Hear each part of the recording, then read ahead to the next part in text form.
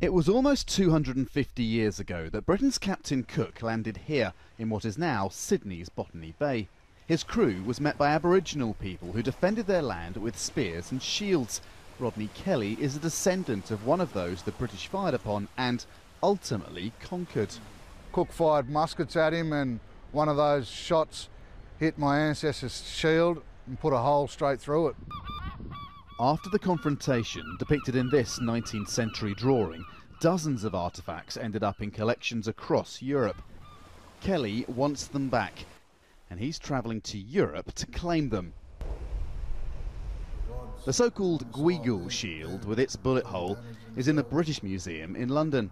It sits alongside thousands of other objects taken by British explorers from around the world.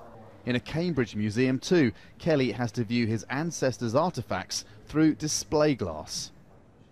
Yeah, it makes me feel sad because these artefacts, connect me to my ancestors and they represent, our struggle and our resistance.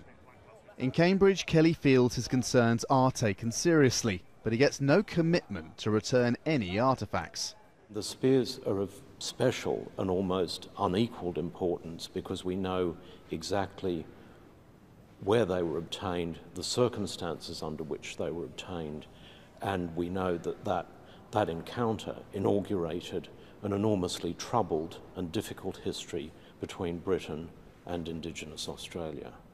Staff at the British Museum have said they'll keep talking too, but they also argue that by holding onto the shield, millions of visitors can learn about Aboriginal Australia. We've lost so much since the British came. We've lost our language, most of our culture, so hopefully they can understand how much these artefacts mean to me and my people and, return them.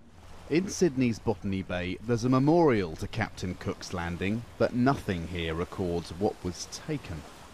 For descendants of the first Aboriginal people to encounter British colonialists, the return of stolen objects would be symbolic. Recognition that their ancestors were robbed, not just of those objects, but of their land and culture too. Andrew Thomas, Al Jazeera, Sydney.